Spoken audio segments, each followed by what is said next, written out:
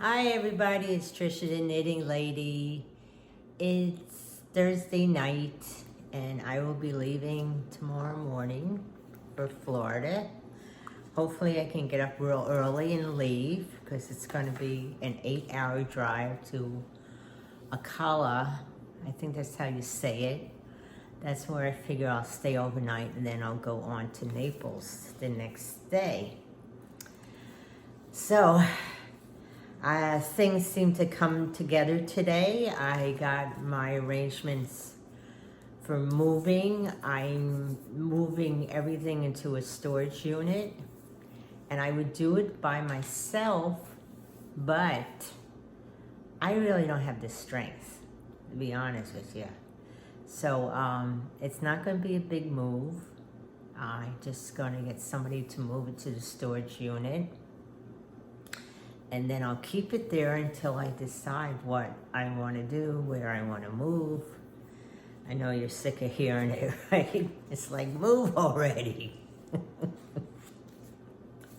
Well, anyway, it's a long process. I was thinking to myself, there's going to come a day where I'm going to have to stay in one place. Who knows? Anyway, I was thinking, because I got my hair cut the other day. Every time I get my hair cut, whoever cuts my hair, I don't go to any place expensive because my hair is so easy to cut. And why should I spend all that money? I fortunately have a good head of hair. It's thick. You know, I prefer it short because it takes forever to dry. Even when I wash my hair, if I don't dry it, even though it's short, it takes a while to dry. It doesn't dry that fast. So unfortunately, I have thick hair.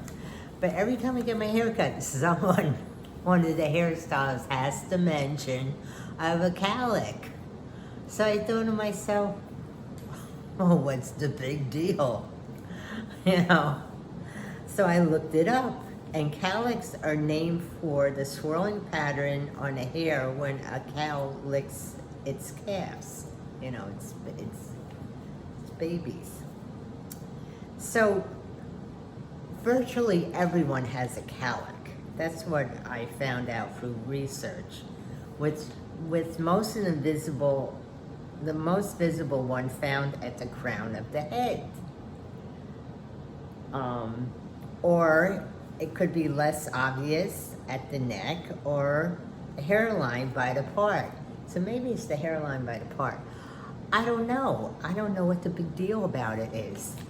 I feel next time I really should say to them, so what's the big deal? I know sometimes my hair doesn't fall right, but I'm not good with my hair anyway. I'd never make a hairstylist. You know, I've never really had any big issue with it. So I had to look that up. It's like, cowlick, oh, the horror of a cowlick. Well, according to research, virtually everybody has one. So what's the horror? I don't know. You know, they said how to win the battle and win against the cowlick. Why bother? Like I said, I keep my hairstyle simple. It's no big deal. That's about it. That's enough about that. The cowlick. The saga of the cowlick. Maybe we can make a horror film out of that. The horror, the cowlick. Anyway, today's the 20th, but yesterday was the 19th.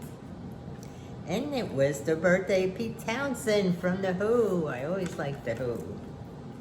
And Andre the Great was born on the 19th in 1945, but he died in 1993. I forget what movie he was in. And Malcolm X was born 1925 and died, I think he was assassinated in 1965. Today is the birthday of Cher. She was born in 1945. James Stewart.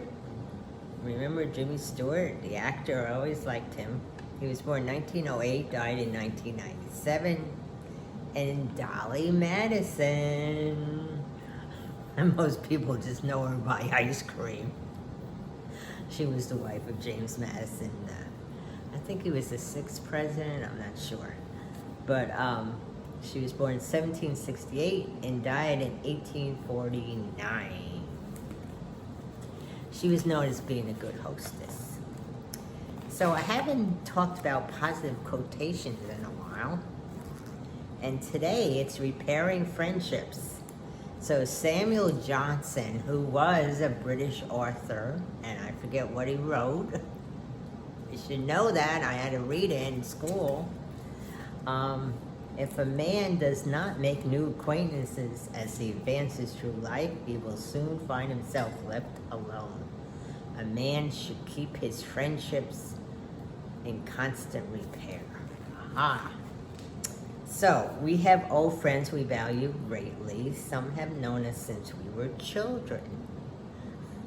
So this is going to be interesting when I meet up with that girl I went to grammar school with. We have friends from high school and from our first job.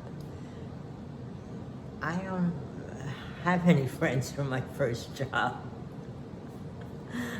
That was in McCrory's. Yeah, I was 16. And McCrory's doesn't exist anymore.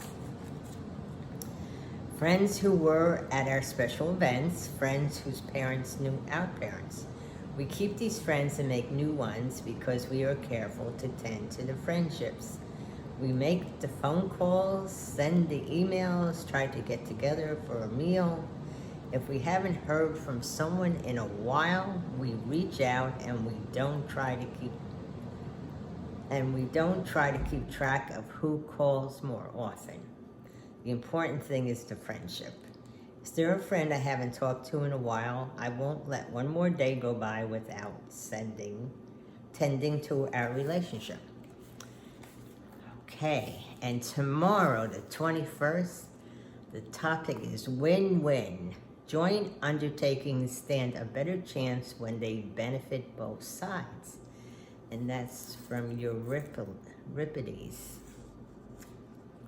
Was he a philosopher? I don't know. We like to win, and so does everybody else. When we do things with other people, whether as a project at work or planning a vacation with the family, things fall apart quickly if we don't figure out a way for everyone to get something out of it. To have a win-win situation, we have to understand what those whom we're dealing with want. And that means listening to what they have to say. I'm more likely to get what I want if I understand what others want and look for solutions that benefit us all. So that's good. This place I'll be staying, it's a shame nobody could come down with me because there's more than one bedroom. But it's my excess inventory on my timeshare and the price is good. So that's about it. I hope everybody's doing okay. I have my knitting project in the car. I'm not good in the morning. I'm not. So when I go on a trip, I try to load the car the night before because, you know, I am not good in the morning. There's only 2 things I have to bring tomorrow down with me, and then I'll be off to see the wizard. All right, I hope everybody's doing fine. Take care.